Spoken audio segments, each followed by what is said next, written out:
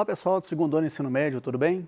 Vamos dar continuidade aos nossos estudos? Fazer uma análise bem legal com relação à industrialização, os desafios que qualquer país enfrenta quando vai incrementar ou quando vai implementar também, as suas indústrias. Vamos lá?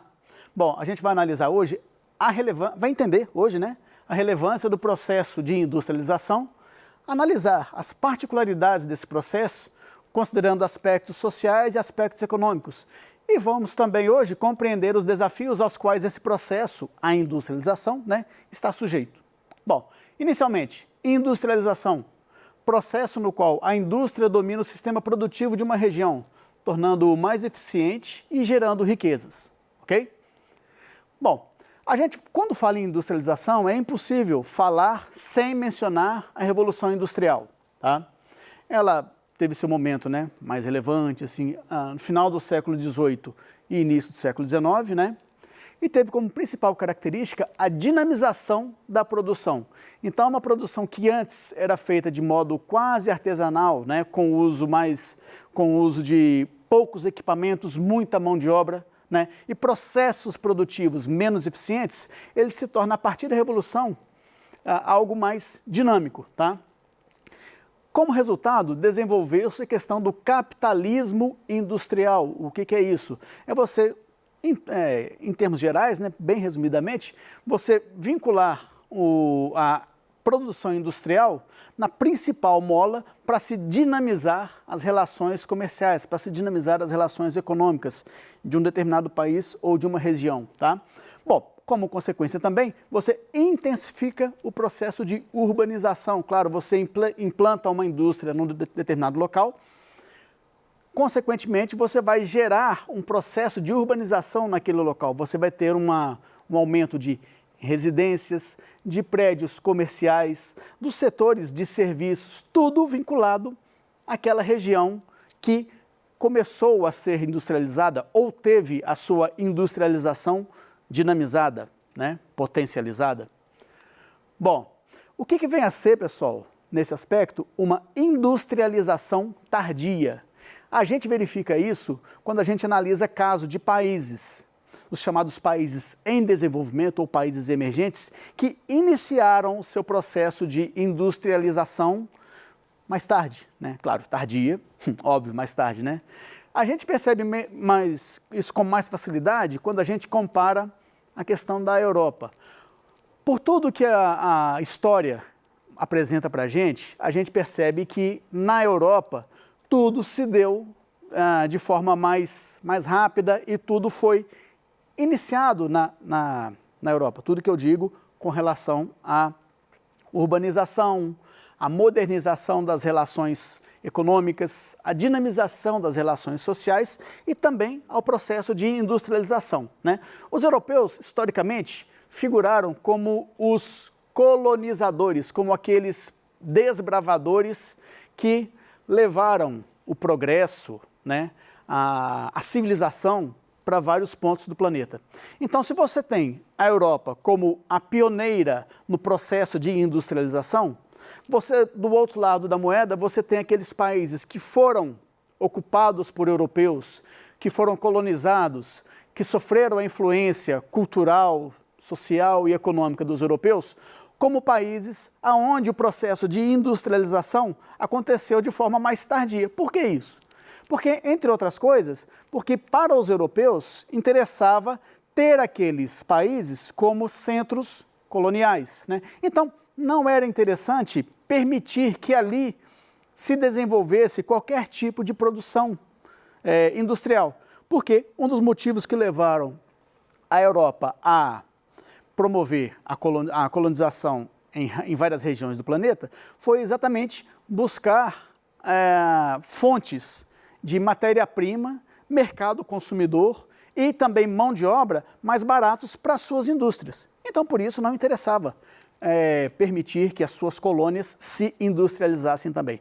Assim sendo, países da América, África e Ásia experimentaram processos de industrialização depois, por exemplo, dos seus respectivos processos de independência, ok? Bom, essa industrialização tardia verifica-se em países que são eminentemente, principalmente, países exportadores do setor primário, então são produtos pouquíssimo processados ou mesmo produtos brutos, né, a chamada matéria-prima mais bruta, né, são economias em desenvolvimento, né. Normalmente essa industrialização tardia ela acaba sendo impulsionada por uma crise. Vejam o caso do Brasil, por exemplo. A nossa produção de manufaturados, a nossa industrialização, ela se deveu a uma sequência de eventos no início do século XX que dificultaram o acesso do Brasil a produtos manufaturados de fora. Então, quando a possibilidade de importar manufaturados se reduziu, o Brasil foi forçado a implementar uma indústria de manufaturados para atender a demanda interna, ok? Bom, isso aí acaba gerando uma maior atração de investimentos, porque, por exemplo, no caso, de novo, caso do Brasil, nós não tínhamos recursos por conta própria, com recursos próprios, implementar uma industrialização que realmente atendesse às demandas da nossa sociedade. Então, foi necessário o estímulo ao capital estrangeiro. Então, atrair empresas que implantassem indústrias no Brasil e pudessem dar início à diversificação do nosso parque industrial. Ok, pessoal? Bom, com relação ao processo de modernização. Bom, qualquer indústria, quanto mais ela se moderniza, ela vai se tornar mais eficiente, tá? Ela vai se tornar mais dinâmica e mais competitiva. Vamos lembrar que nos dias atuais, né, o processo de globalização tem exigido isso das indústrias, né?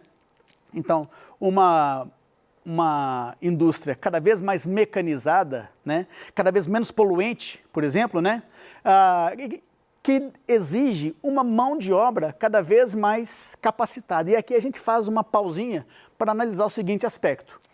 Quanto mais moderna uma indústria, mais automatizada, mais tecnológica, menos mão de obra ela vai exigir, né? O que pode gerar talvez um cenário de desemprego estrutural, né? O que é isso? Você precisa de menos pessoas para trabalhar e, além disso, aquelas pessoas elas têm que estar cada vez mais capacitadas para essas atividades, tá?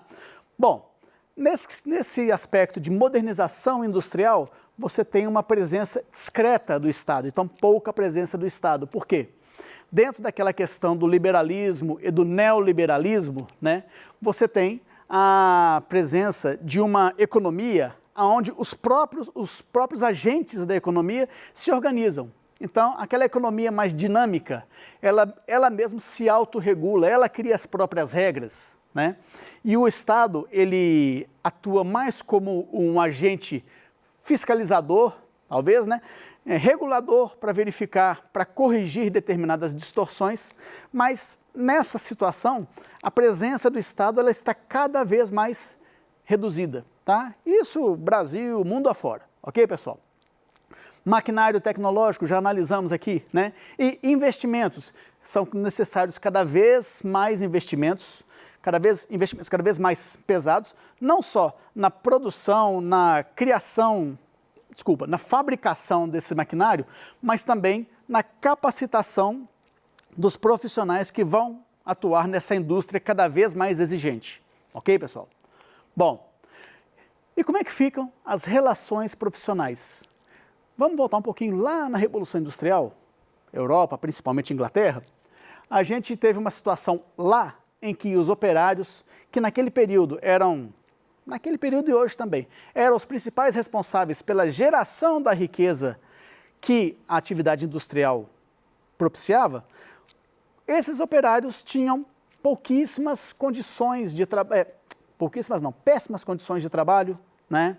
Tinham uma remuneração extremamente baixa, risco à sua saúde, risco de acidentes extremamente acentuado e, no fim das contas, numa análise final, eles tinham menos acesso à riqueza que eles mesmos produziam, tá? Bom, atualmente os desafios não são tão diferentes assim. A gente vai perceber que as relações profissionais nas indústrias hoje em dia, elas se modernizaram, mudaram de roupa, talvez. mas continuam bastante complexas. Observem, hoje em dia você tem que conciliar produtividade e remuneração, pelo menos é o desejável, tá? Conciliar produtividade e remuneração. Você tem que dar condições para que o grupo de pessoas que estão na linha de frente de uma indústria tenham condição de trabalhar de modo eficiente, produzir de modo mais eficiente ainda e também que no final das contas eles tenham uma remuneração adequada para que eles também possam consumir. Vamos lembrar que o produtor, que o trabalhador, né, que o operário, ele também é consumidor. Então de nada adianta você ter uma produção extremamente eficiente se você vai ter um mercado consumidor que poderia ser maior, mas não é, exatamente por causa dessa remuneração baixa, né? Aumento no lucro, não na sua margem. O que significa isso aqui? Um dos elementos que compõem o lucro final de uma empresa é o custo de produção, né? E a remuneração, os custos que a empresa vai ter com os seus funcionários, também entra nessa conta, né? Então você vai ter que ter um aumento no lucro das empresas, não aumentando a margem de lucro, porque uma das maneiras de você aumentar a margem de lucro é você, por exemplo, reduzir a remuneração, reduzir a questão dos direitos do seu trabalhador, reduzir a assistência, por exemplo, assistência de saúde, né? Então você vai aumentar o lucro sem aumentar a margem de lucro. E como é que você aumenta o lucro? Produzindo cada vez mais, produzindo cada vez produtos mais eficientes, né? E que venham a ter uma aceitação maior no mercado. Essa maior aceitação no mercado, atualmente, pessoal, ela está ligada não só a aspectos práticos, né? Atualmente, é muito forte o movimento das pessoas se interessarem por produtos de empresas socialmente responsáveis, né? Dê uma pesquisada aí no seu buscador aí para analisar essa questão. Empresas socialmente responsáveis. Vocês vão entender muito bem o que eu estou falando, tá? Valorização do grupo de operários. O coração de uma empresa é o seu trabalhador. Essa lógica, ela está sendo bastante adotada atualmente, com mais intensidade ainda, né? Nesse sentido, por quê? O trabalhador valorizado, ele é um trabalhador satisfeito, ele é um trabalhador mais comprometido com a sua organização. E esse trabalhador, ele vai trabalhar de modo mais eficiente, quase que espontaneamente, tá? Quando você tem um trabalhador que não se preocupa só em chegar lá, chegar todo dia, bater ponto, fazer a sua obrigação, bater ponto e ir embora, mas aquele trabalhador que se preocupa com o que ele está produzindo, com a qualidade, que, como eu falei antes, que veste realmente a camisa da empresa, isso é um material valioso demais para as organizações hoje em dia, tá? E tudo isso vai acabar resultando nessa maior eficiência produtiva, tá? Cada vez mais as indústrias que adotam essas práticas, elas têm um resultado final cada vez mais expressivo, cada vez mais atraente, ok, pessoal? Bom, responsabilidade ambiental. Lembra que eu falei de indústrias socialmente responsáveis? As indústrias ambientalmente responsáveis também estão, vamos dizer assim, um passo à frente em comparação com as demais. O que seria, quais seriam as preocupações dessa responsabilidade ambiental? Indústrias menos poluentes, tá? Preservar o meio ambiente, ou se o meio ambiente for degradado em resultado da sua atividade, recompor esse meio ambiente, né? Reestruturar, principalmente, por exemplo, as empresas mineradoras, que necessariamente têm que degradar o meio ambiente para a sua atividade, porém, devem também se preocupar em recompor, tipo, estragou, conserta, né? E estimular investimentos, né? Quanto mais um parque industrial é eficiente, naturalmente ele atrai mais investimentos. E aí é um jogo de ganha-ganha. Ganha o país, ganha quem está investindo, ganha o trabalhador, ganha a sociedade. Ok, pessoal? Bem, responsabilidade social. Vamos lembrar que uma indústria, ela não é responsável só, por exemplo, pelos seus colaboradores. Existe toda uma sociedade que se movimenta, que se reestrutura em virtude da indústria que ali está instalada, ok? Então, toda indústria, pelo menos aquela que quer estar passos à frente na concorrência, ela deve desenvolver comunidades, ou seja, contribuir para o desenvolvimento de uma comunidade. A gente sabe que a responsabilidade maior no desenvolvimento, por exemplo, de um bairro é do poder público, juntamente com as pessoas que ali vivem. Contudo, uma indústria, ela sendo socialmente responsável, ela pode contribuir nesse aspecto, tá? Geração de emprego, óbvio, né? Não só empregos diretos, mas também empregos indiretos. Nós temos em Betim, Minas Gerais, uma montadora de automóveis que, além dos empregos diretos dentro da montadora, ela gera empregos indiretamente falando, quando a gente analisa os ramos profissionais que se desenvolvem em torno ou em função daquela montadora ali presente, tá? Programas sociais, né? Como, por exemplo, programas sociais de, como eu falei, de reestruturação ambiental, né? De preservação ambiental. Programas sociais, por exemplo, estimulando o primeiro emprego dos jovens, né? A questão dos menores aprendizes, né? Tudo isso entra nessa questão de se valorizar a responsabilidade ambiental de uma empresa. Bom, a gente tem, de uma indústria, né? Empresa, indústria, olha lá. A gente tem que entender que a revolução, aquela revolução industrial, ela se tornou uma revolução permanente. A revolução industrial ainda não acabou, né? Principalmente quando a gente analisa o desenvolvimento das indústrias de biotecnologia, né? E essa revolução permanente, ela passa por um binômio, né? Capacitação e educação. O trabalhador que vai atuar numa indústria cada vez mais moderna, ele tem que estar cada vez mais preparado. Então, a educação é extremamente importante. Mais uma busquinha que eu estou sugerindo para vocês. Analisem aí, vai no buscador, na internet, Indústria 4.0. Vocês vão perceber o quanto esse fenômeno está presente, está cada vez dinâmico e a sua relevância é cada vez maior, ok? Bom, pessoal, vamos queimar os neurôniozinhos aí, vamos lá. Uma revolução industrial é caracterizada por mudanças abruptas e radicais, motivadas pela incorporação de tecnologias, tendo desdobramentos nos âmbitos econômico, social e político. Segundo teóricos, o mundo passa por uma transição de época e estaria no início da quarta revolução industrial, ou da chamada Indústria 4.0. Nosso último slide falou sobre isso, né? O desenvolvimento e a incorporação de inovações tecnológicas vão mudar radicalmente o mundo como o conhecemos e moldar a indústria dos próximos anos. Observando os acontecimentos, analisa as afirmativas a seguir sobre a Revolução Industrial. A Indústria 4.0 não se define por cada uma das tecnologias isoladamente, mas pela convergência e sinergia entre elas. Então, são várias tecnologias conjugadas e harmonizadas para dinamizar essa Indústria 4.0. As três revoluções industriais tiveram início nos países subdesenvolvidos, né? Está ocorrendo uma conexão entre o mundo digital, o mundo físico, que são as coisas, e o mundo biológico, que somos nós.